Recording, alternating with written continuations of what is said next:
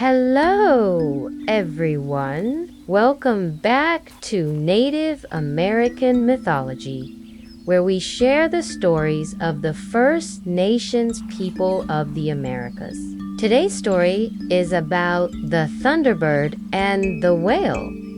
Before we begin, please hit that like button if you enjoy these videos and subscribe to our channel to receive more stories like these. The Pacific Northwest is an area shared by many tribes, including the Chinook, the Quinault, the Haida, and the Tlingit. Each tribe has its own unique language, culture, and history, yet they all share common histories and myths.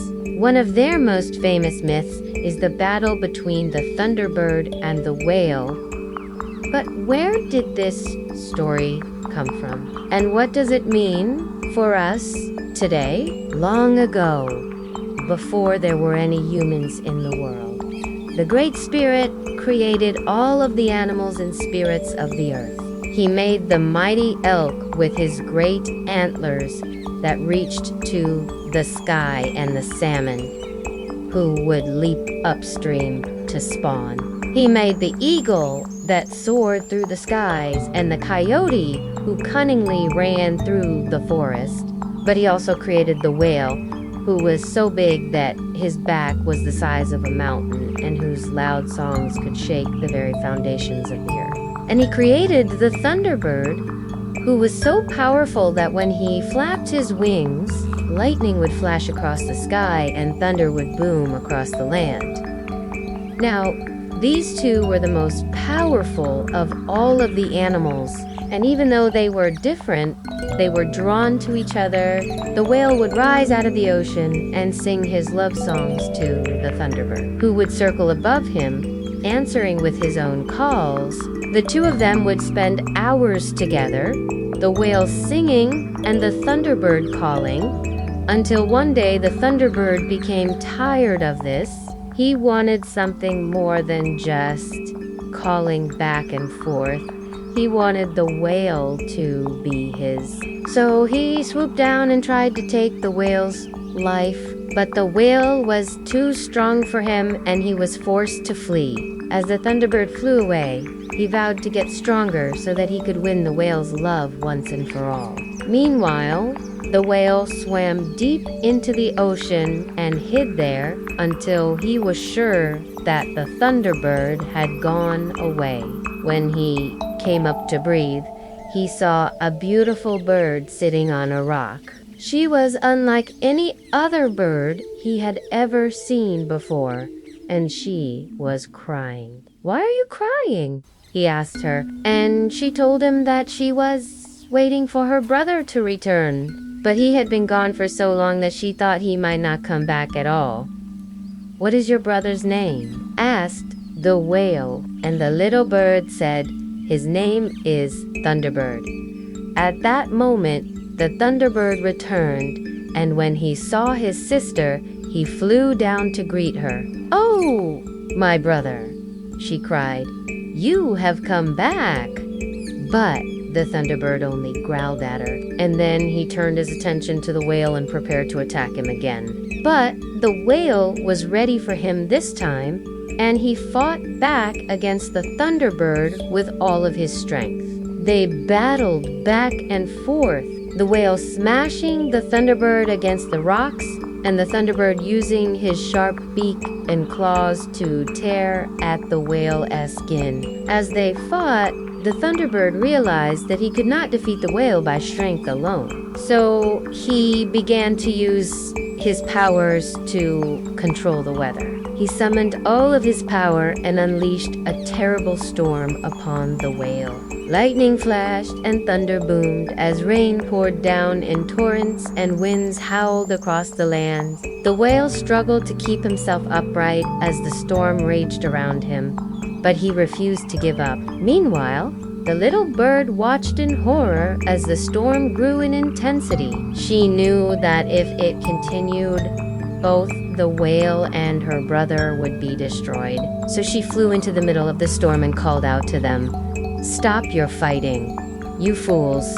Do you not realize that you are destroying each other?" The whale and the Thunderbird heard her words and slowly began to calm down. As the storm subsided, they looked at each other and realized that neither of them had won. In fact, they had both lost because the storm had destroyed the home that the little bird had told them about, and now there was no place left for them to go.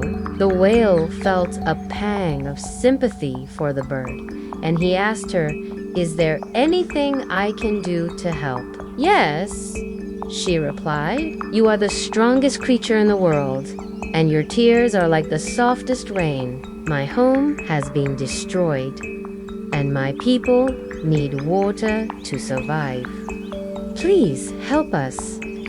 The whale did not hesitate. He plunged into the ocean and swam to the farthest reaches of his world. There, he scooped up a giant amount of water in his mouth and flew back to the shore. As he opened his mouth to release the water, the Thunderbird landed on his tongue and used his sharp beak to split it open. The water poured out of the whale and onto the dry land, creating a river that flowed all the way to the sea. And so it was that the whale and the Thunderbird created the first saltwater lake in the world, and after they had rested and regressed, they decided to become friends. The whale taught the Thunderbird the songs of the ocean and the secrets of the deep sea, and the Thunderbird taught the whale the ways of the sky and the power of the wind.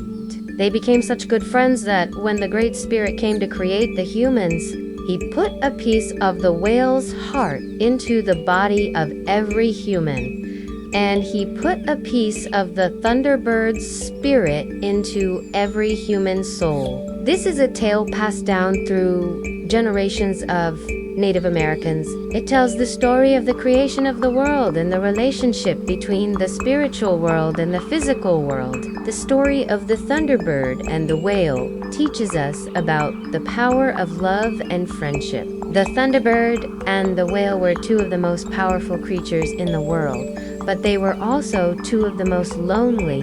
When they met, they were drawn to each other because they saw in each other what they were missing in themselves. The Thunderbird was powerful, but he was also arrogant and selfish. He thought that he was the most powerful creature in the world and that everyone should fear him. The whale, on the other hand, was humble and compassionate. He was the largest creature in the world, but he was also the most gentle. When the Thunderbird and the whale fell in love, it was a match made in heaven. They were perfectly matched and they were able to help each other grow as individuals. The Thunderbird learned humility from the whale, and the whale learned confidence from the Thunderbird. The story of the Thunderbird and the whale also teaches us about the importance of balance. The Thunderbird represents the masculine principle, while the whale represents the feminine principle. The masculine principle is active, aggressive, and focused on the future. The feminine principle is passive, receptive, and focused on the present. When these two principles are balanced, there is harmony, but when one principle dominates the other, there is conflict. In the beginning of the story, the Thunderbird is too dominant, and he tries to force the whale to be his. This creates a destructive force that threatens to destroy everything. It is only when the Thunderbird learns to balance his masculine energy with the whale less feminine energy that he is able to create something beautiful and lasting. The story of the Thunderbird and the whale is a story of passion. The Thunderbird and the whale were two creatures who were passionate about their love for each other. They were willing to risk everything for each other, and they never gave up on each other. Even when things were tough, they knew that they had something special and they held on to it. We can all learn from the Thunderbird and the whale.